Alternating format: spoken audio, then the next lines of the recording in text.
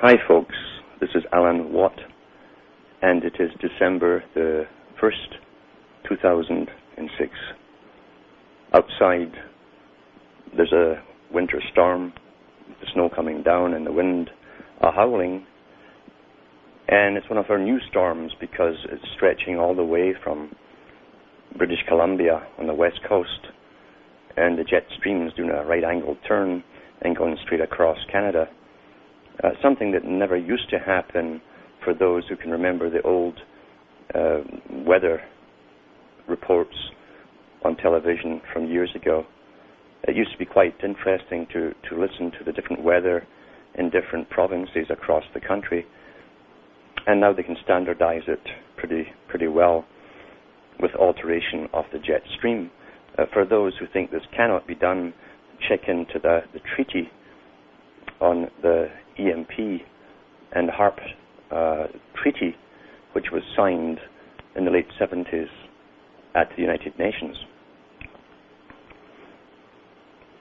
It's quite fascinating to see that so many people who have swallowed their conditioning completely will argue that things cannot be, as you say, because the mainstream media hasn't told them. And they'll stick to that in their disbelief that things can be so incredibly controlled. And yet, what I've said so far is just scratching the surface. Tonight, listen very carefully, because the evidence has been given out over the years by those concerned in the implementation of specific sciences which were understood in ancient times, simply given different terminology and implemented. And as I've said many times, that which has been used before successfully in society and culture can be reintroduced at any time in the proper sequence, and it will work the same way as the first, because human nature hasn't really changed. Back in the 1960s, going into the 70s, a new phenomena was diagnosed, you might say, by psychiatrists across the Western world, to do with a form of schizophrenia and its manifestation. Prior to that period, schizophrenia used to take tremendous and always predictable courses to do with paranoia, voices speaking to them.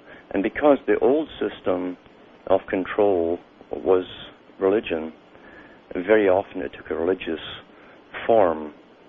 So the dialogue of the person was often religious in nature, or they'd see angels or demons, and they go around crossing things in hospital wards, crossing televisions, which isn't a bad idea, maybe, or maybe a sledgehammer is even better, eh?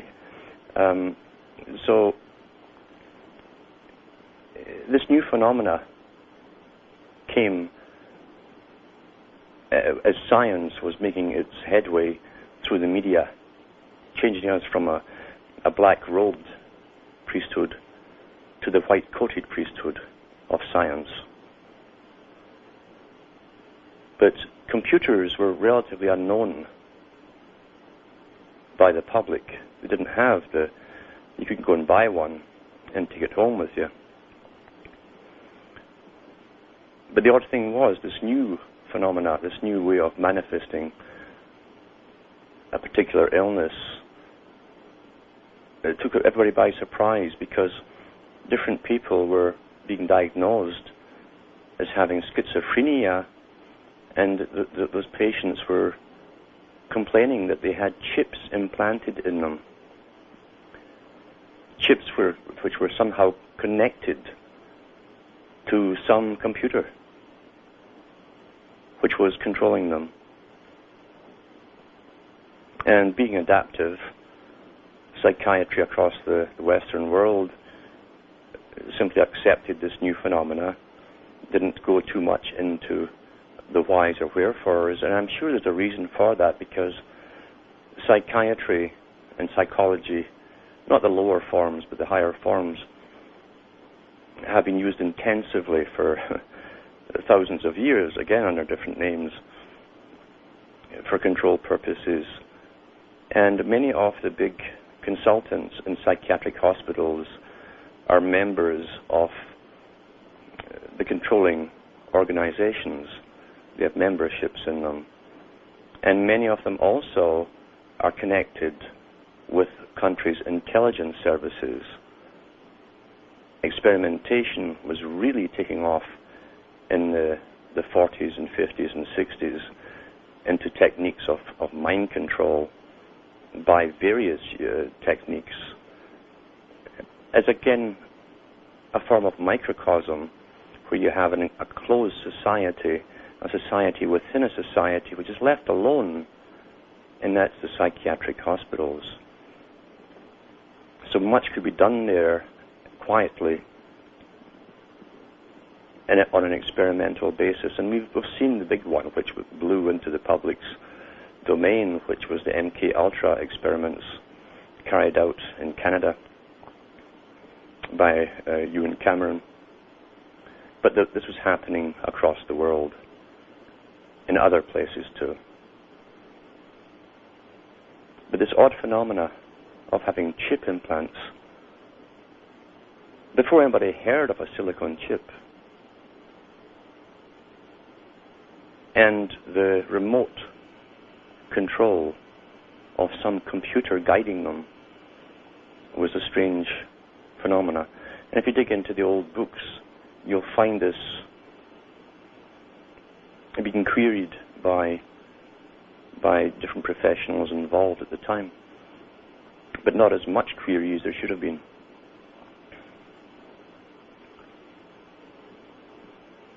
Some of these people had been in the military.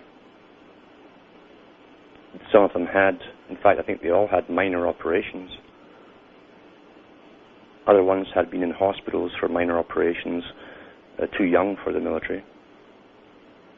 But there's always a common denominator, and I'm sure if the public had access to more information, it would be very evident that chips were being implanted and tested out on the individuals, who eventually were locked up, often for life. And they were studied intensively because this was a shape of things to come, something which has been openly discussed, at least semi-openly, at world meetings of scientists, paid for by government taxpayers' money, concerning chipping the entire population of the planet, like the Loyola University meetings they have. And you can still find at least the abbreviated version of that particular meeting held there just 3 or 4 years ago, where they talked about chipping the entire population. And oddly, they said that there were regional computers set up to manage each individual. In other words, these supercomputers would program each individual to do certain tasks per day, etc., and monitor your chemical balance. And no doubt you'd have to take certain drugs and so on, and you would have no say in the matter because you would not be you anymore. You'd simply be an automaton, programmed. Chipping in the brain, chipping in the spine, generally was the complaint of these patients back in the 60s and 70s. And that's exactly where it would interact with your nervous system if there was a chip implant, and messages could be programmed into your hardwiring system, your spinal system, your nervous system, right into the brain itself. A two-way street.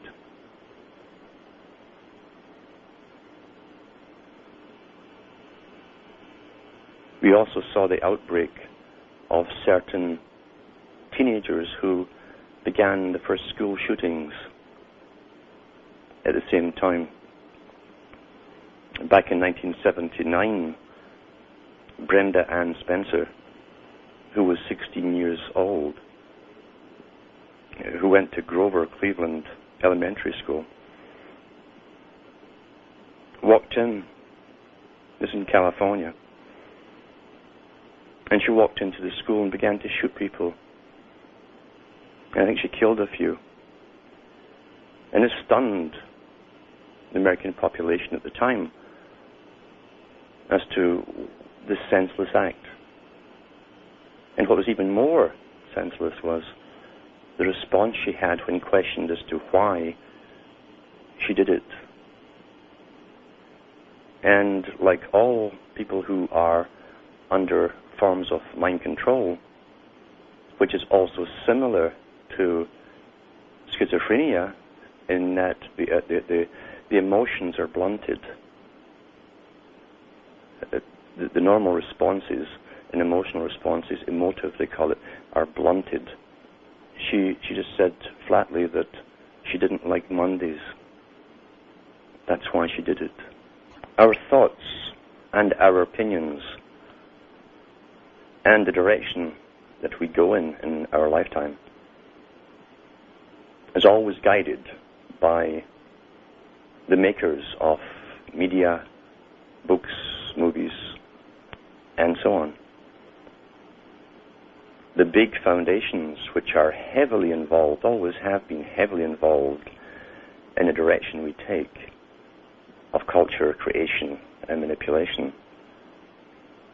The same foundations that Mr. Weishaupt talks about, where he said that by the creation of very wealthy foundations, they would direct the future of mankind.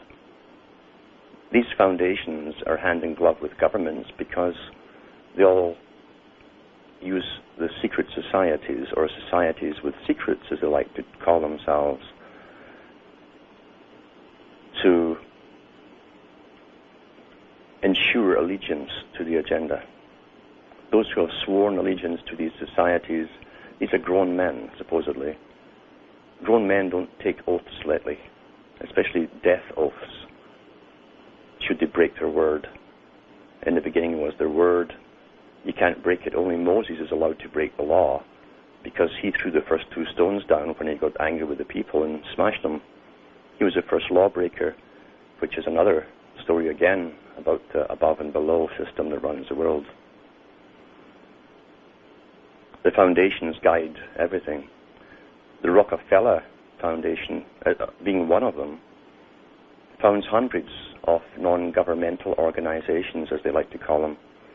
Non-governmental organizations would like to make you think they're just grassroots and there's someone in their home that does something out of a care for mankind or animals or whatever it happens to be, or even the ones into UFO research, etc. The Rockefeller Foundation runs them all, and by running them all, they guide them all.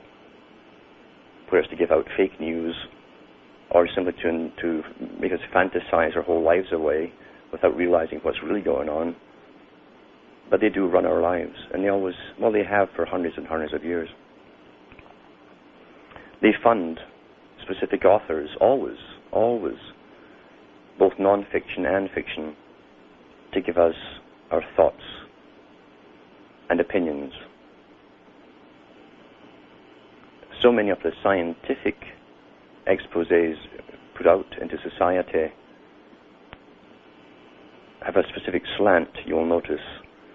And this began really in earnest in the 1950s, speeding up through the 60s and 70s, about the future of mankind with bioethics and how the scientists were going to create this wonderful utopia where everyone will just be happy. Happiness apparently is the sole reason for being, they keep telling us. But they would make us all happy with drugs and little things in our brain and wires coming out and all different techniques. Even though the wiring stuff was nonsense, they'd already done the remote stuff long before. At the higher levels, on the bottom level, they do research. And in our system, we're conditioned to believe, by everything you buy on the shelves, and even the science magazines and the science programs they give you, that we're on the cutting edge of reality. And when you swallow that, you'll never think beyond it and say, my God, they've done this long ago. This is the bottom, this is obsolete stuff. Everything that's new is given to you is obsolete. That's why you can't figure it out. And they do fund scientists at the bottom level to do research. The searching's already been done. And they start from scratch again. And when they discover something, they let it out into the newspapers as though it's the first time. Then they believe it themselves at that level. But these science books are always so optimistic, you see. They come out and point out some of the dangers, but they blithely go over them and go into what the possibilities of what could be done. Now, we know the history of humankind, and that power is never shared with the vast populace of any nation or people. It's never happened before. In fact, the sciences in ancient times were how to control the minds of the public back then, so as the dominant minority could live off them in luxury without too much trouble. That hasn't changed. It won't change. And through books, as I mentioned before, like Charles Galton Darwin's book, The Next Million Years, he makes it quite clear that the dominant minority will stay in control, and so does Aldous Huxley. But there are many more of these guys who are put out there to make us, to almost make us want what they promise us, you see. They always tell us that it's going to be so wonderful. Now, the newspapers in the 1960s were coming out with all this stuff that, by the year 2000, work will be scarce, and it will be a privilege to get a job. The rest of the public would be walking around in Roman togas and just discussing poetry and astronomy or whatever, just to pass the time. There'd be no hunger in the world, and everyone would be just living and walking on clouds. And this is the nonsense that they fed the public to put them to sleep as the real wolves moved ahead with their agenda. Now, one of the books, which is very telling, is called The Second Genesis. There are different editions of it.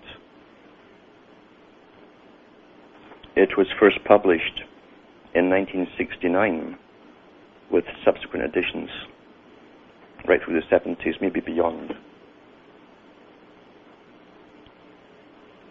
The author is Albert Rosenfeld, and the ISBN number is 0-394-71214-5. It's well worth looking into.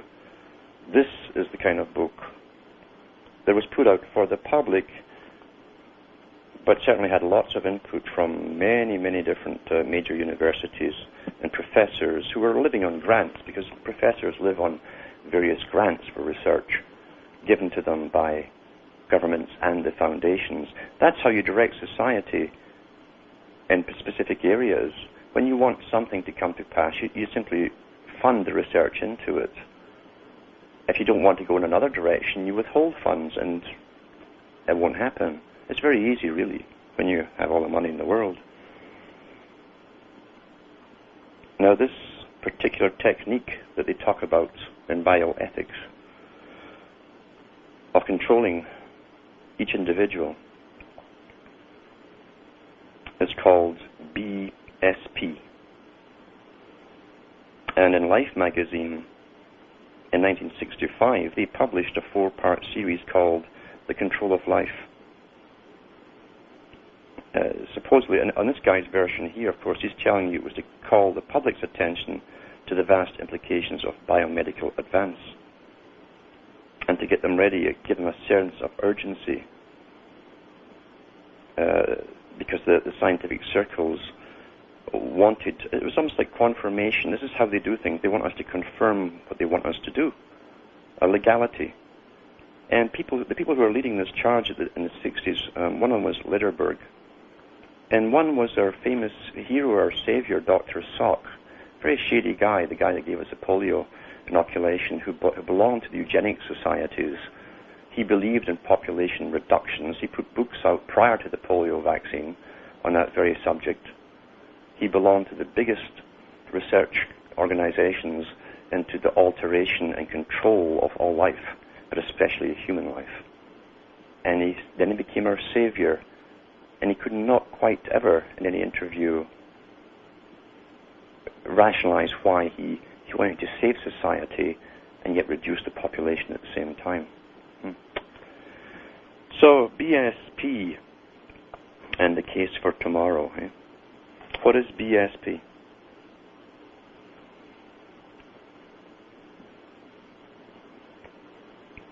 One guy who supposedly gave the title of this thing, this BSP, was Dr. Richard Farson, director of Western Behavioral Sciences Institute. The behavioral sciences are one of the most important areas, working hand in glove with pharmacological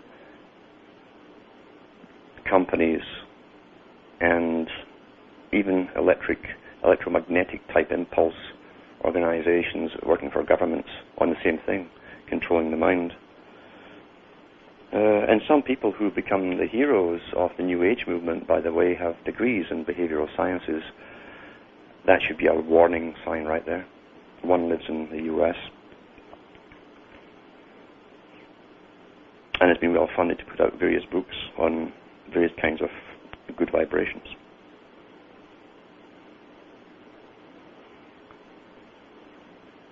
BPS, according to Webster's Unabridged Dictionary, means anticipation. The whole word is Bio-socio-prolepsis.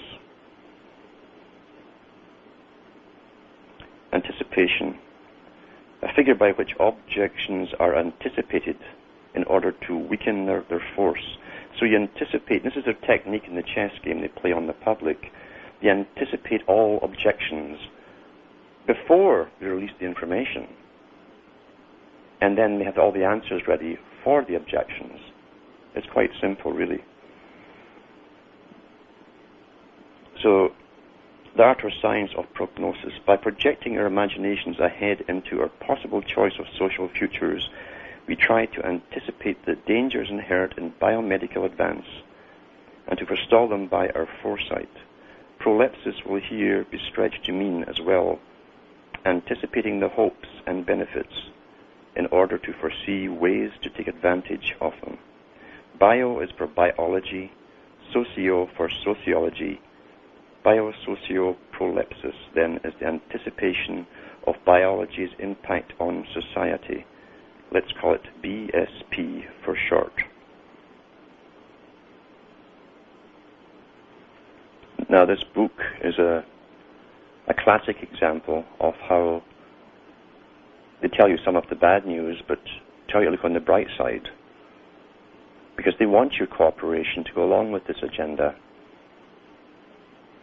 It's almost a very happy talk type book, as they discuss very horrible things in the nicest possible way, very much like the way Aldous Huxley talks, or he talked to his various audiences.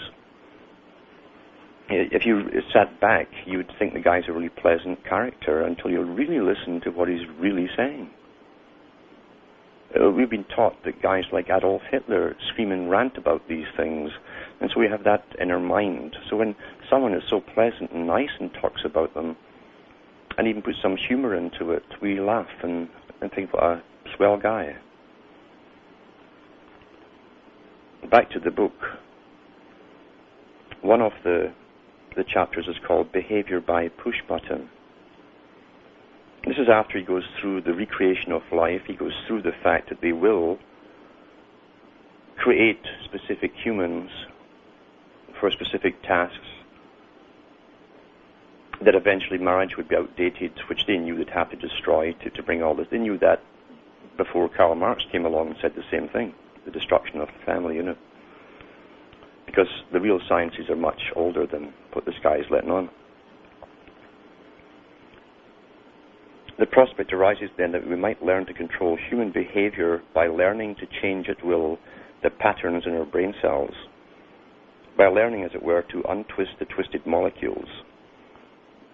Untwisting could mean restructuring the cellular molecules in any way, rearranging their constituent atoms, taking away or adding a few ingredients, modifying the chemical or electrical activity. Ultimately, chemistry and electricity come down to the same thing, the movements and rearrangements of electrons. Thus, it is proper to think of the electrochemistry of the brain as an entity, or as a closely related series of processes and events that take place in the real four-dimensional physical world, and which are therefore subject to both observation and manipulation. Manipulating the electrons of the brain, then, would equal manipulating human behavior. He goes on then to talk about a very interesting character who worked for the CIA.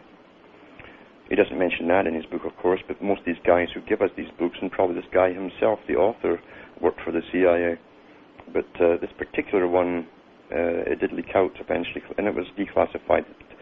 Dr. Jose M.R. Delgado of the Yale University Medical School, who was a pioneer researcher in this area of brain research.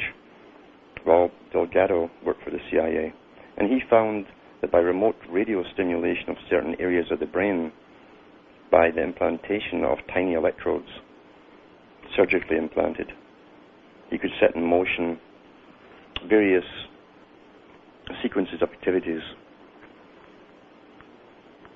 Delgado, in a lecture at New York's Museum of Natural History, described one facet of his work with an experimental monkey named Ludi. Now, I hope people are not so far gone that they haven't asked themselves the questions, and all these shows that they've watched on television, and the public broadcasting services are some of the worst at for the nature stuff and the animals, and then go into the scientific part where they dissect different animals and stimulate them and shock them. And I hope the public don't think that all this research done on frogs, rats and mice and monkeys is because they want to make monkeys, rats and mice a new utopia for themselves. No, all this research was done to be used on human beings. So when they're sticking the implants in these animals and stimulating areas of the brain, it was all to do with ultimately using on humans. Silly. So this is Delgado. After different areas of the brain had been studied under restraint, the radio stimulator was strapped to Ludi, and excitations of the rostral part of the red nucleus were started, with the monkeys free in the colony.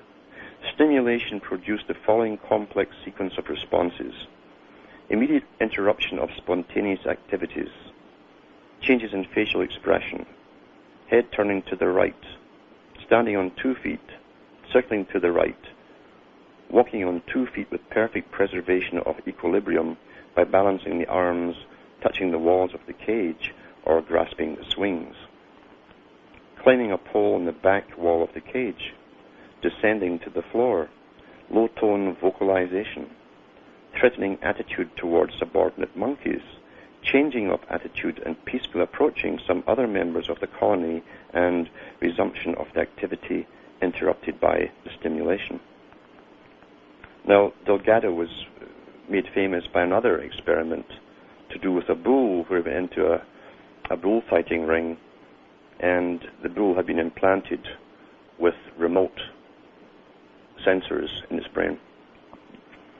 And as it charged towards him, he flicked a switch and it stopped dead and turned to the right when he flicked another switch and turned to the left. Very, very impressive, you see, how they can manipulate creatures, and a control freak's paradise, really, because he certainly was one of them. These people have no conscience. Personally, I don't think they are human. If we describe what a human is, they're not humane in any way whatsoever. They're psychopathic. Now, this book goes into so many areas of society, sexuality, it asks the questions which are being asked now, that what is the purpose of life, you see, because that's generally how they get you, is to gradually slice away at everything that is the culture, even though that was given to us too. They slice it apart to your left like a peeled banana, wondering what it's all about. And their answer to all of this is to almost ascend to godhood by rearranging matter, by the total control of matter, which they get very excited about. And there's so much in this particular book, one of many, as I say, that's not pushed on the mainstream media because they don't want Joe Average really reading this kind of stuff.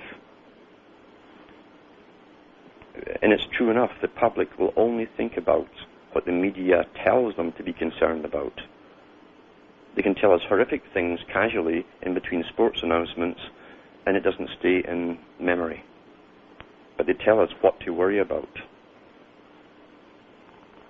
and think about.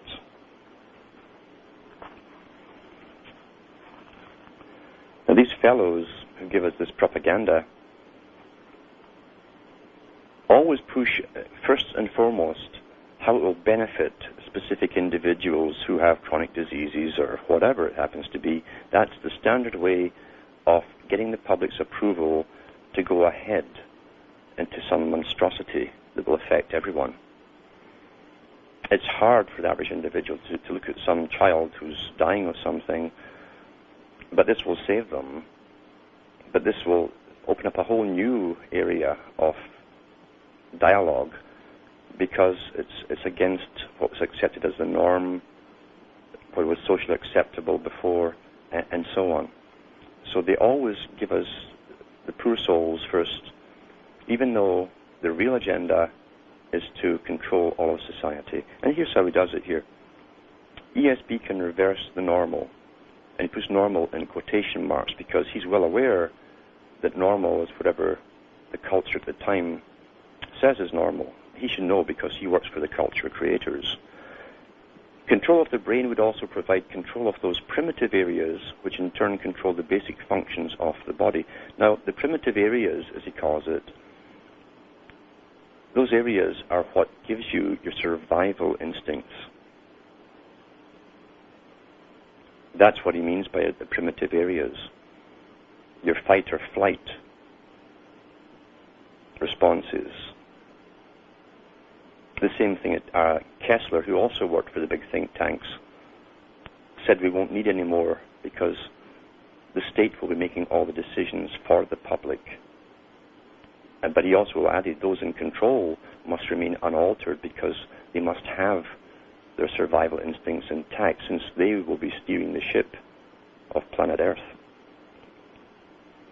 To continue with the book, buried at the base of the brain, Dr. Joel Elks of Johns Hopkins points out, in the midline, the center of the head, there are old regions concerned clearly with survival.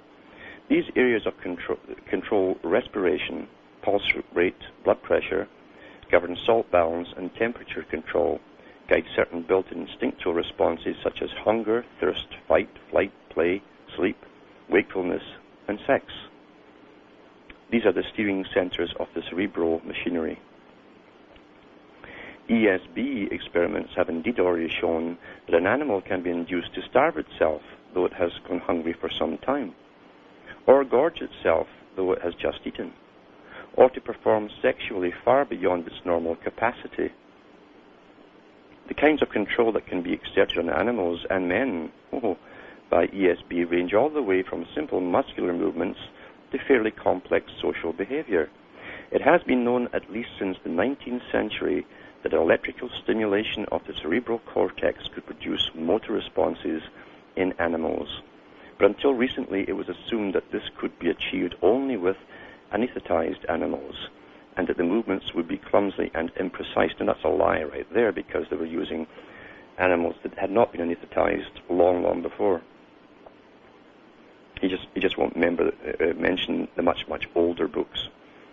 But the newer techniques and miniaturized apparatus that made ESB possible have made it evident as Delgado says, that motor performance under electronic command could be as complex and precise as spontaneous behavior.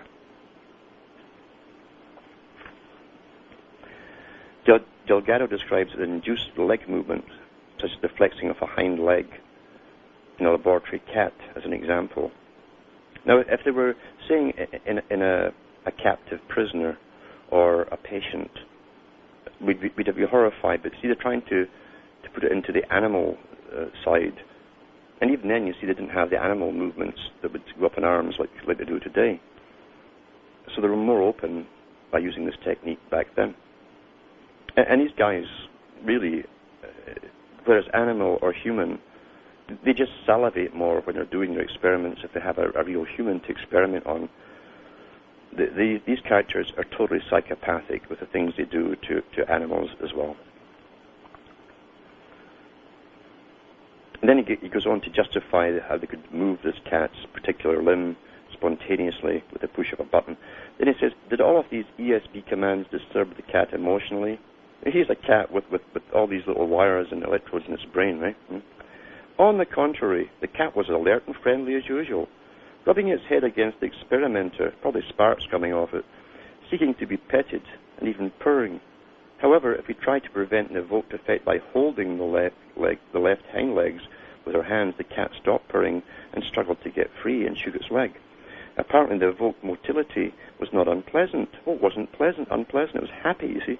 But attempts to prevent it were disturbing for the animals. So it had to follow through with its command, or it would be disturbed.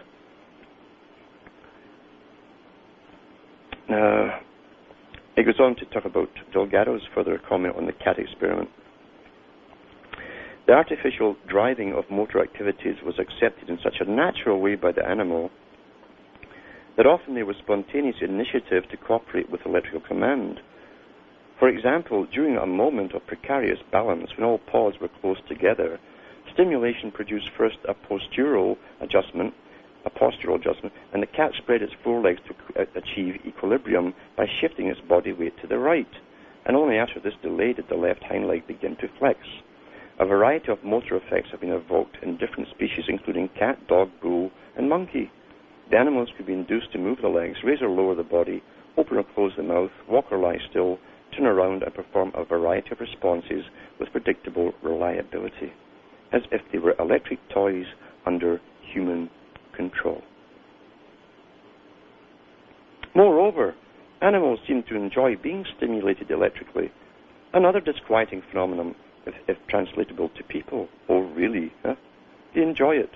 Going beyond these simple motor activities and the more complex sequence of activities described earlier, Delgado and others found they could also affect moods, attitudes, and even the basic character of individual animals, which in turn affected the behavior of other animals by stimulating at appropriate points or regions of the brain.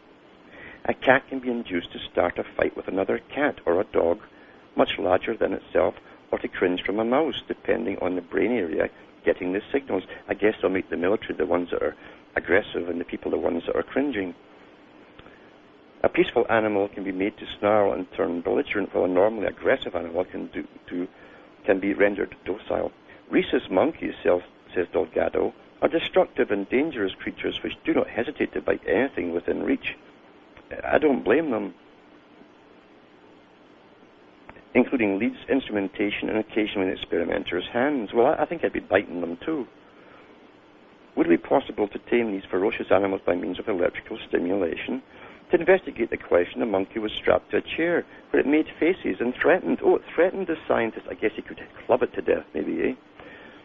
So the investigator under the rostral part of the caudate nucleus was electrically stimulated. At this moment, the monkey lost its aggressive expression and did not try to grab or bite the experimenter, who could safely put a finger in his mouth. As soon as stimulation was discontinued, the monkey was as aggressive as before. Later, Delgado goes on, similar experiments were repeated with the monkeys free inside the colony, and it was evident that their autocratic social structure could be manipulated by radio stimulation. The boss monkey under ESP lost his aggressiveness, and the other monkeys crowded him without fear. This went on for about an hour. About 12 minutes after the stimulation ended, the boss had reasserted his authority. In similar experiments at the Yerkes Regional Primate Center, Dr. Brian W. Robinson noted that at first one, then the other male became dominant. The female switched her allegiance to the dominant male and then turned about and attacked the other guy.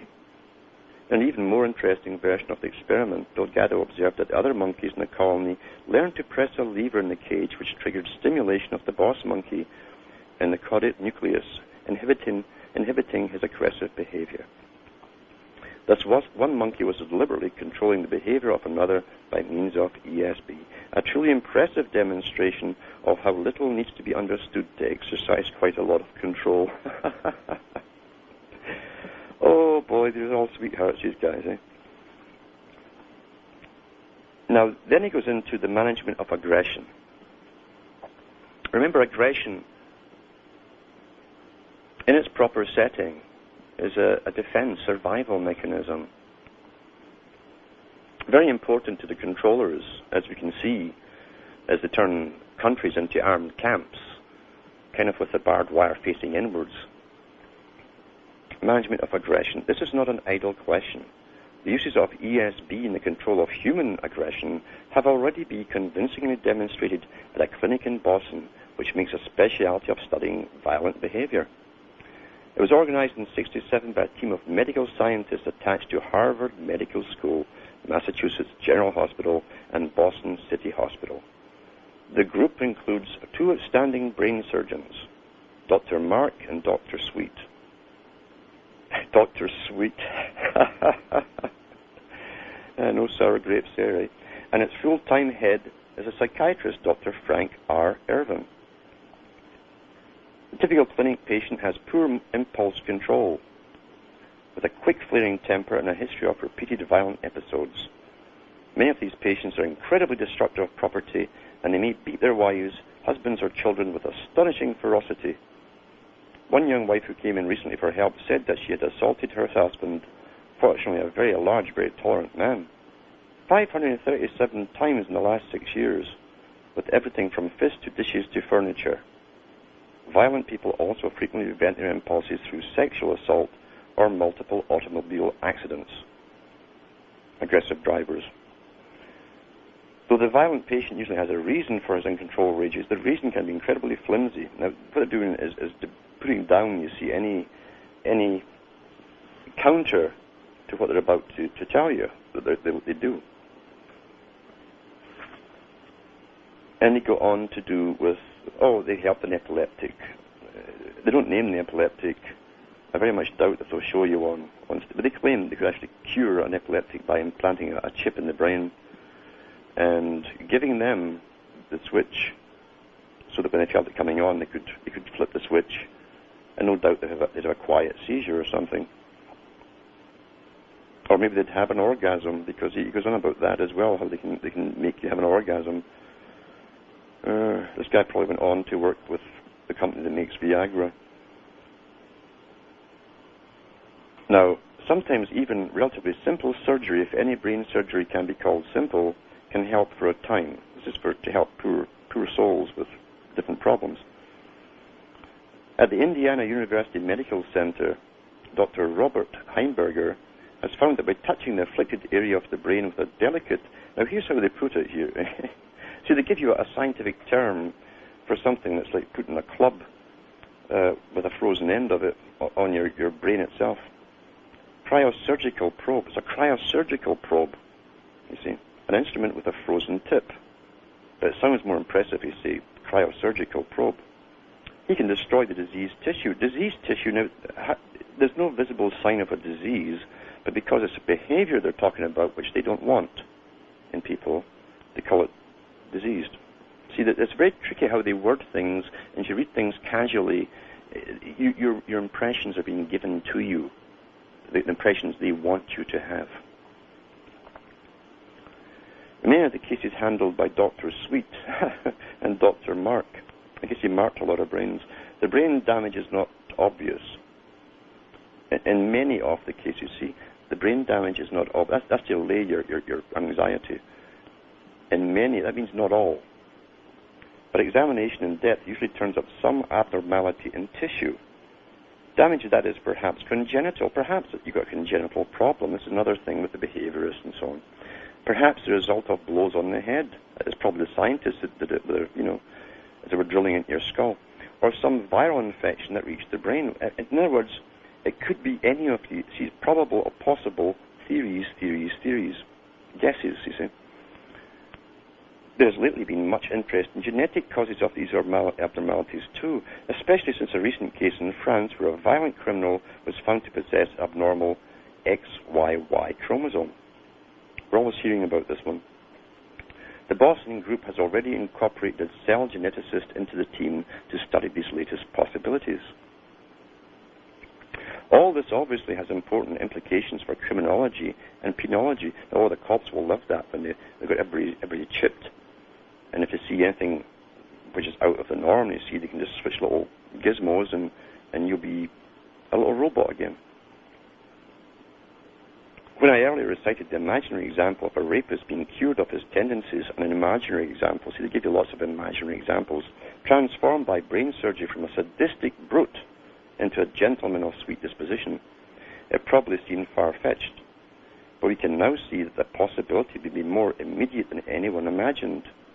Early in 1968, a British court handed over a young, incorrigible, a compulsive gambler to doctors for treatment by a leucotomy operation.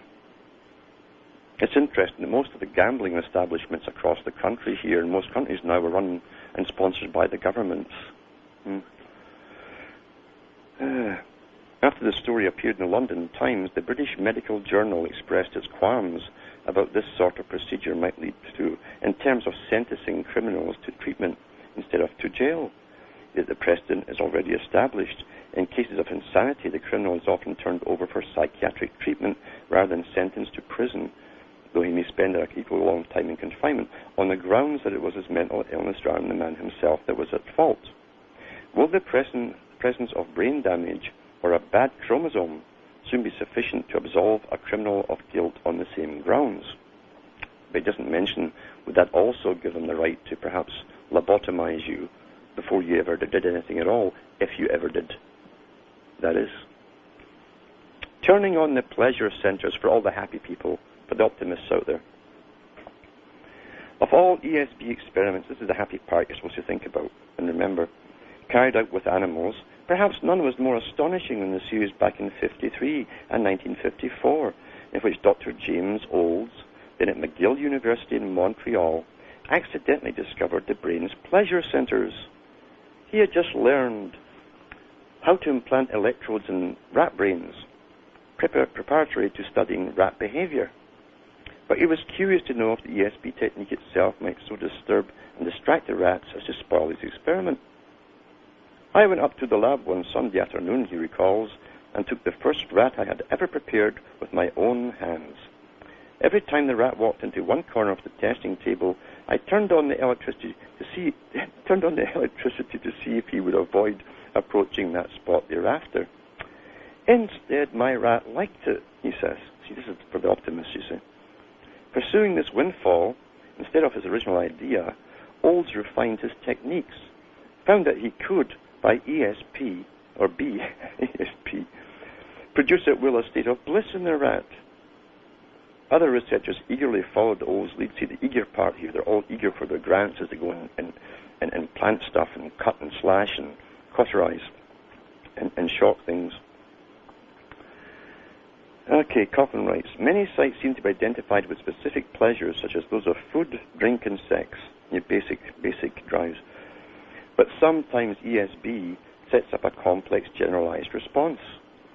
This may indicate a higher satisfaction independent of specific pleasures, or possibly, Dr. Olds suspects, that particular pleasure sites are packed close together and several are stimulated by one large dose of ESB. The nature of this feeling of pleasure is scarcely definable. Some have guessed that it combines the mystical raptures of the saints with the fleshly raptures of the sinners in a diffused, ineffable delight. Well, that's a good guess, for the optimist. In any case, animals find the sensation completely irresistible. Well, so would I if I was getting shot. Jump. Okay. A white rat, if allowed to regulate its own ESB dosage by pressing a lever in its cage, will continue to press it at a fantastic rate of up to 8,000 times an hour until hunger, thirst, or exhaustion forced an interruption. But the interruption is brief. A sip, a bite or two, a few minutes nap, and the rat returns to its orgy of pleasures. An experiment by Dr. Joseph V. Brady at Walter Reed Army Medical Center. Oh, the Army's in it too, eh? Rats went on its way for 24 hours a day for 3 straight weeks. One would expect that such symbiotic rats would eventually wear themselves to a frazzle, burn themselves out before they were 30 days old. But to the contrary, the ones at Walter Reed showed no physical or mental damage then or later. What liars they are, these guys, eh? And Dr. Old's rats, after a series of ESB marathons, cumulatively totaling hundreds of days, have seemed to be in better health and fettle than their litter mates who were raised in identical conditions, but without ESB. So ESB is good for you. There's what you're supposed to remember. So there you are. An orgasmic, perpetual orgasmic episode without eating or drinking and getting burnt to a frazzle is good for you. And here we have had the old priesthood that gave us our reality for centuries told us we'd go blind if we did that. And we'd grow hair on the palms of our hands. And you come to think of it, these new white-coated priesthoods could actually give us hair in our palms of our hands and everywhere else in our body if they want to, and they've actually published that. Mind you, if they did that, we wouldn't need clothing in colder climes, and all those factories in China would be out of business, and then unemployment rate would rise. What I'm showing you here is that nothing is new. The little snippets you're getting in the news today are simply meant to program you into the next phase of acceptance of what we're supposed to think of as inevitable. Now, no one in the public sphere has said that science has the right to do as it wants with people. But this ties in, you see, with this strange saying we have that you can't stop progress. And by that they mean science. Well, believe you me, if the dominant minority in any age wished science to stop any particular area of experimentation, it would be done immediately. And the reason they're going into all of this is for controlling all of society. On this website, my website, you can find Huxley's speech at Berkeley. And listen to him talk about that too. He said, most people you see are unhappy. This is how he tries to rationalize where we're supposed to go. Therefore, what's the problem about putting things in their brain to change their behavior or their moods? That's how he rationalizes it to the public. Mind you, he didn't talk at any old university. He talked to the Ivy League ones in more detail because those guys were going off into government positions and bureaucracies and scientific establishments, or right to the foundations that pay for all of this. The foundations themselves don't do anything without permission of the dominant minority. Everything in the pyramid comes from the capstone in this system. We have monsters running the world for us. They had solid-state circuitry, microcircuitry, microchips back in the 1950s, before the public had even heard of the transistor, which changed everything from the old tube system in radios and televisions. Then came out the transistor radio and different components which were soldered into circuit boards. And then the next step, the next phase was to go in eventually in the 80s into solid state gradually. But they had solid state back in the 50s, and the CIA were using it. And the equipment that Nick Begich showed on television in Canada. And guess what the technology was doing, these little handheld remotes? They could put thoughts in a person's brain. You know, what a coincidence. Huh? And yet here's this other character with this book here, not mentioning that aspect of it, or the fact that they even were doing that. Maybe he was unaware of it at his level. Or maybe he was in on it. Because they must always make the public think, as I say, that you're on the cutting edge. And that's what the news is there to do, with little programs and special documentaries on the breakthroughs they're trying to find and get to. And when we believe that, we never figure out, my God, they're way ahead of all these phases.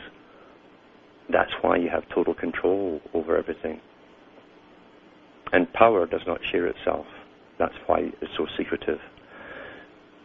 Governments across the planet have already admitted they've tested various agents, virals, bacteriums out on their own populations for warfare purposes and other reasons. Don't think for a minute they did not implant certain people throughout the Western world, at least the Western world, and test these chips out long ago, because they did. The enemy is never over there. The enemy happens to be the ones you're trained to look up to and respect and admire. That's all for me tonight. I'll continue some more reading with my next talk. May your God go with you.